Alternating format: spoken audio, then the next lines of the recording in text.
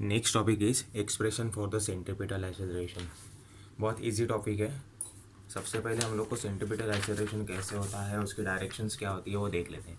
तो यहाँ पे मैं कुछ डायग्राम एक्सप्लेन कर देता हूँ आपको, तो आपको कंसेप्ट अच्छे से क्लियर हो जाएगा। क्लियर है? ओके। तो सेंट्रीपिटल एक्सेलरेशन के लिए सबसे पहले तो मैं यूनिफॉर्म सर्कुलर मोशन के डायग्राम ड्रॉ करता हूँ। तो ये यूनिफॉर्म सर्कुलर मोशन के लिए डायग्राम, ये सर्कुलर पाथ मैंने चूज़ किया। Okay, that's one the centre one, Y axis, X axis. Okay. अब सबसे इम्पॉर्टेंट पॉइंट ये है, आपको कंपोनेंट को रिजॉल्व करना है। तो ये वेक्टर आर है, रेडियस वेक्टर। ओके। तो कंपोनेंट रिजॉल्व कैसे होंगे, ये एंगल क्या क्रिएट होगा, थीटा। तो मैंने क्या कहा था, जहाँ पे एंगल क्रिएशंस होता है that axis is nothing but x हो या वाई हो, इसके साथ एंगल क्रिएट हो रहा है। तो ये क्या हो जाएगा, X is equal to R cos theta. तो अपोजिट में क्या हो जाएगा, Y is equal to R sine theta. Clear? Okay. Next one, अगर पॉइंट यहाँ पे है तो इसकी वेलोसिटी डायरेक्शन क्या होगी, tangent to that point, that is called as instantaneous velocity. हो गया direction of velocity. Next point, next criteria क्या है, मैंने क्या कहा था, if you required uniform circular motion, तो आपको मैग्नीट्यूड ऑफ वेलोसिटी क्या रखना होता है, कांस्टेंट रखना होता है। वेलोसिटी की जो मैग्नीट्यूड है उसकी वैल्यू क्या होनी चाहिए, constant. And for that acceleration is act towards the centre, तो ही ये बैलेंस होगा और यूनिफॉर्म सर्कुलर मोशन में ट्रैवल करेगा, otherwise not. As the basic criteria for the uniform circular motion. Clear है? तो ये पॉइंट्स आपको समझ में आ गए कि यहाँ पे क्या क्या है, एक्सेलरेशन कहाँ पे एक्ट होता है। ओके। अब हम लोग सिर्फ डेरिवेशंस देखेंगे। अब डेरिवेशंस में भी देखो, डेरिवेशंस देखते हो आपको क्या क्या देखना है, क्या क्या याद रखना है। सबसे पहले थीटा, थीटा क्या होता है, एंगुलर डिस्प्लेसमेंट। तो ये हो गया थीटा। तो एंगुलर डिस्प्लेसमेंट में के लिए क्या आएगी, एंगुलर वेलोसिटी आएगी, that is called as omega. तो अभी basic formula for the velocity आपको पता है, velocity is equal to what, displacement upon time. ये बेसिक फार्मूला है, velocity is equal to displacement, X लिया है मैंने, अपॉन टाइम। ऑब्वियसली अगर एंगुलर हो रही है दैट मीन सर्कुलर फॉर्मेट में हो रही है तो ओमेगा लिख रहा हूँ, तो डिस्प्लेसमेंट भी एंगल के फॉर्मेट में ही होगा। तो यहाँ पे हो गया थीटा अपॉन टी। तो ये स्मॉल स्मॉल अमाउंट में हो रहा है, चेंज होते जा रहा है, हर एक पॉइंट के लिए ये वैल्यू क्या होती जा रही है, चेंज। तो मैं लिख सकता हूँ omega is equal to D theta upon D T. Clear? Okay. अब ध्यान दीजिए, अब इम्पॉर्टेंट है आगे वाला, सब कुछ इम्पॉर्टेंट है। ये क्या है, रेडियस वेक्टर आर है, लेकिन सर्कुलर फॉर्मेट में है, तो ये स्ट्रक्चर हो जाएगा टू डायमेंशन। तो टू डायमेंशन के लिए मैंने एक्सिस कंसिडर किए थे एक्स एंड वाई, तो मैंने लिखा X I plus Y T. X की वैल्यू अभी देखिए हम लोग ने आर कॉस थीटा, वाई की value R sine theta. Clear? But theta is equal to what, omega T, substitute here. Then R is equal to R cos omega T I vector, that is called as unit vector, R sine omega T J vector. Okay.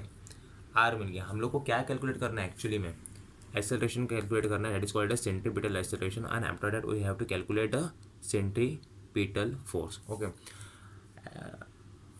R मिल गया, that means what, position मिल गई। अब क्या देखनी है आपको, velocity. तो इसे डिफ्रेंशिएट करो विथ रिस्पेक्ट टू टाइम।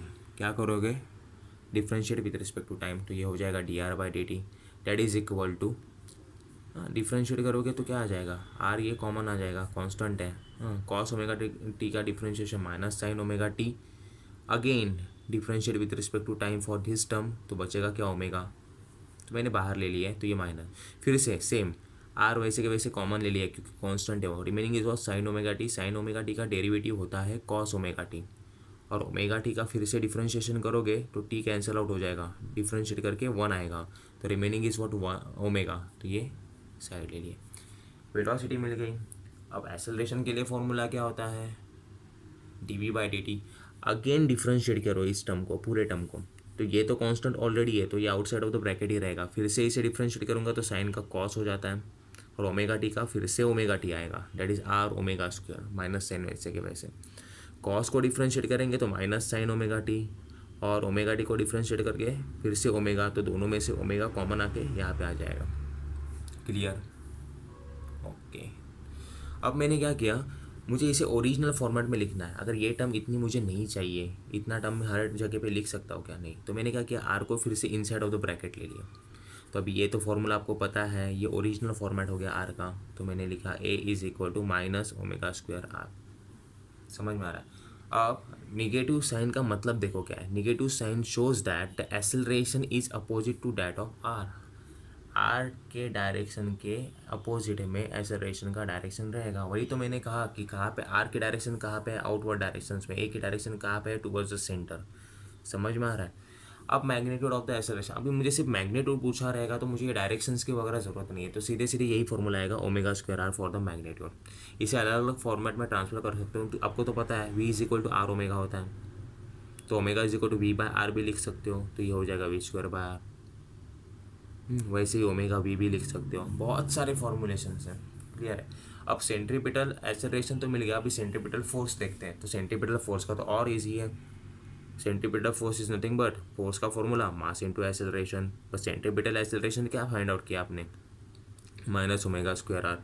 तो यहाँ पे वैल्यू सब्स्टिट्यूट करो तो आंसर क्या आएगा, minus M omega square R. उसे भी अलग अलग फॉर्मेट में लिखो, वी के फॉर्मेट में चाहिए तो वी के फॉर्मेट में लिखो, तो वो हो जाएगा M V square upon R. समझ में आ रहा है? तो ये डेरिवेशन बहुत ईजी है। आपको सबसे पहले पोजीशन देखनी है आर, उसके बाद फाइंड आउट करना है वी, उसके ऊपर से फाइंड आउट करोगे centripetal acceleration and finally centripetal force. Clear है? ओके।